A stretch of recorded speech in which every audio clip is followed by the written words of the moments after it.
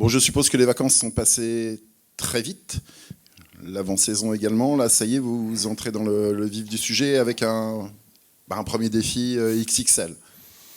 Ouais, on a une belle entrée en matière. On a une bonne série de matchs, mais surtout un très gros premier adversaire.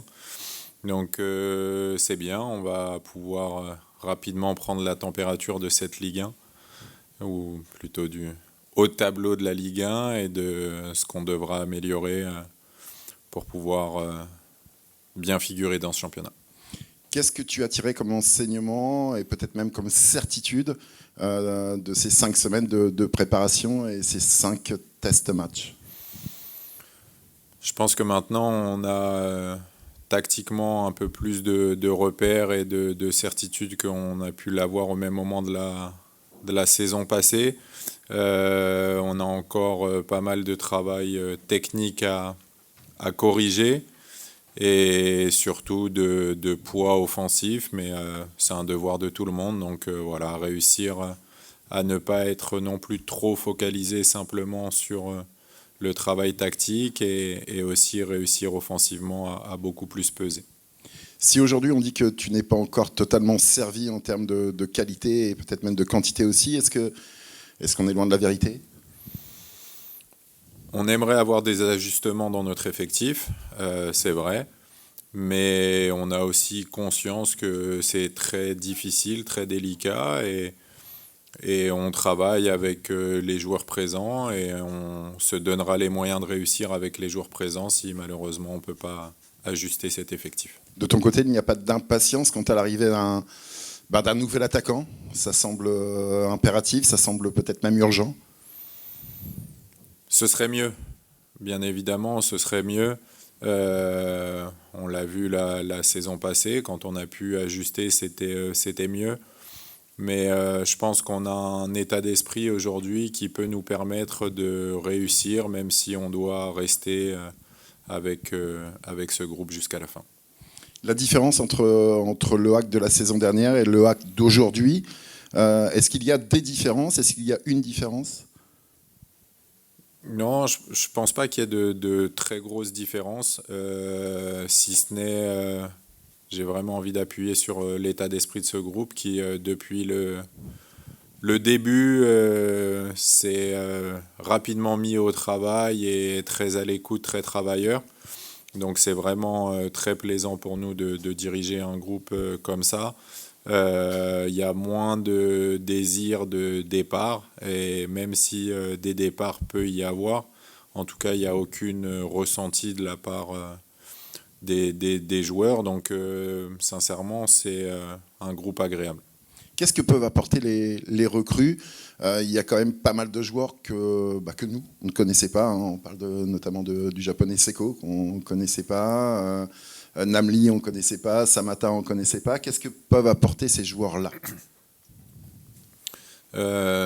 Déjà, on avait un besoin de recruter parce que c'est vrai qu'on a eu énormément de départs. Donc, c'était important de combler certains postes. Seko, pour ce qui le concerne, je pense que il peut jouer dans beaucoup de positions. Il a une intelligence de jeu et beaucoup d'activité, donc c'est vraiment une bonne chose. Il a de l'expérience du fait aussi d'être international, donc c'est bien pour nous. Ali, c'est un buteur qui a voyagé, qui pareil est très tourné vers le groupe, fait beaucoup d'efforts. Et Younes, il a une faculté technique et en dehors de la surface à peut-être prendre sa chance plus qu'on le faisait par le passé en dehors de la surface. Donc c'est bien. On a aussi des nouveaux gardiens avec un super état d'esprit qui mettent beaucoup d'envie. Félix aussi et Godson qui viennent ou d'un niveau plus bas ou d'un autre championnat, mais qui sont pétillants, qui ont envie de réussir ici. Donc voilà, c'est plaisant d'avoir des joueurs contents de nous rejoindre et qui ont envie d'apporter un plus.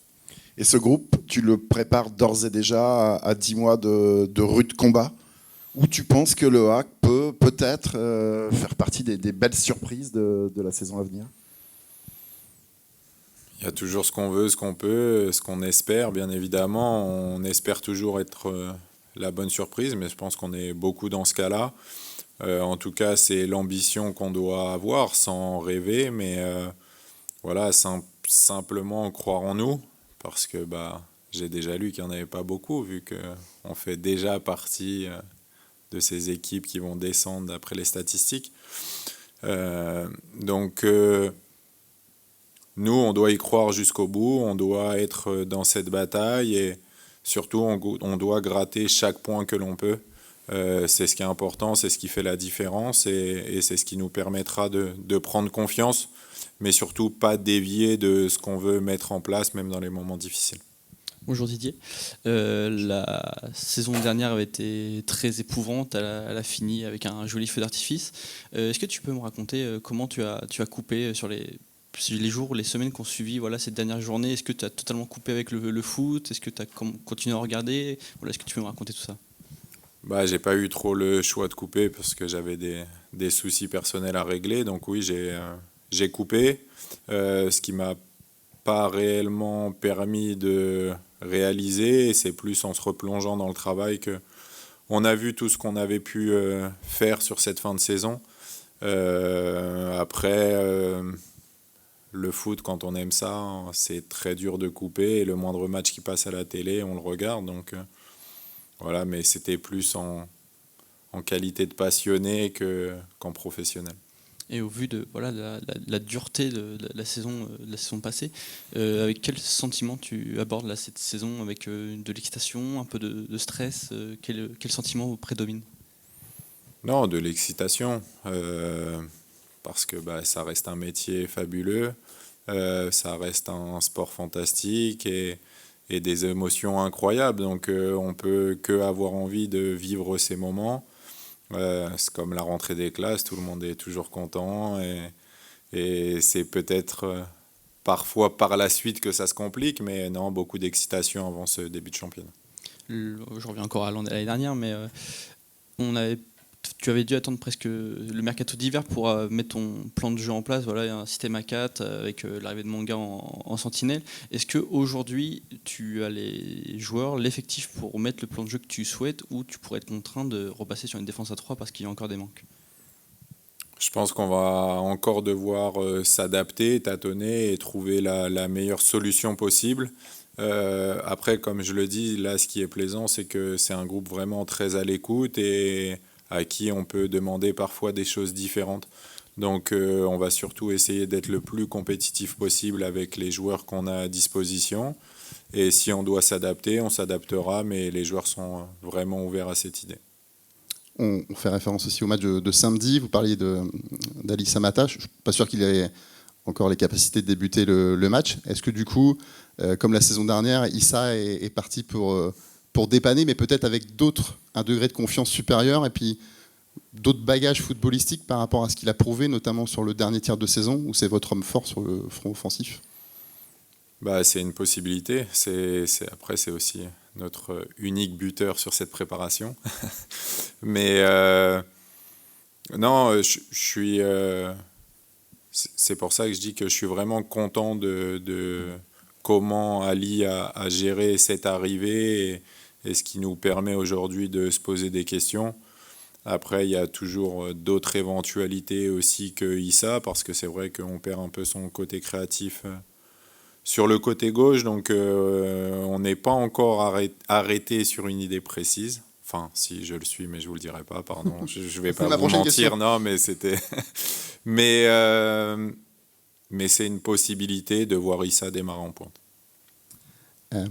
Pour parler plus globalement de l'effectif, est-ce qu'il y a des jeunes qui peuvent gratter une place dans la rotation? Bon, ce week-end, Aliou Thiaré est suspendu, mais je crois qu'il fait très bonne impression. Il sort d'une grosse saison avec Nancy.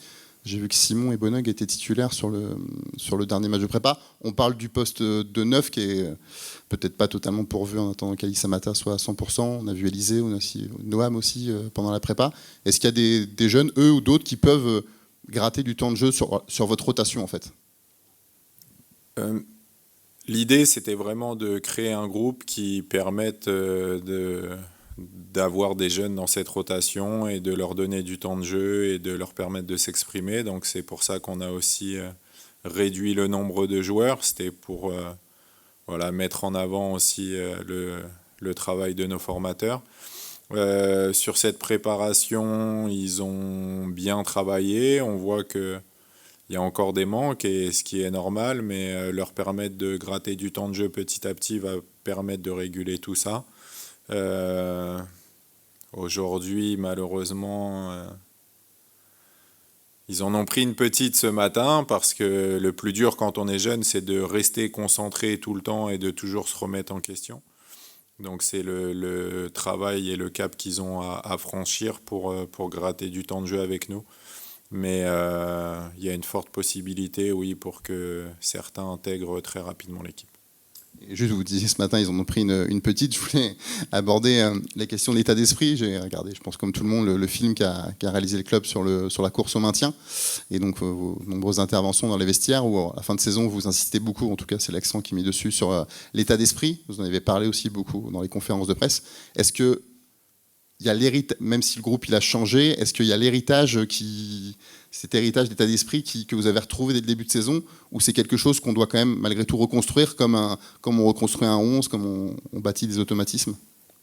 Alors, je pense réellement que oui, qu'on est resté sur cette dynamique. Après, bien évidemment, faut le renforcer. Je pense qu'on peut encore faire mieux, qu'on peut être encore plus fort mentalement et avoir un état d'esprit encore meilleur. Mais aujourd'hui, c'est déjà une belle base de travail, et les joueurs qui sont venus ont réussi à s'intégrer rapidement et se fondre dans le moule. Donc je suis de ce côté-là assez optimiste, mais c'est toujours pareil, c'est comment on réagit quand c'est un petit peu moins bien. La prépa, c'est toujours tout beau, tout rose, parce qu'on donne moins d'importance aux résultats, mais l'état d'esprit de cette préparation a vraiment été très bon. Et je rebondis juste sur une question de Benoît qui parlait de l'attaquant possible à venir.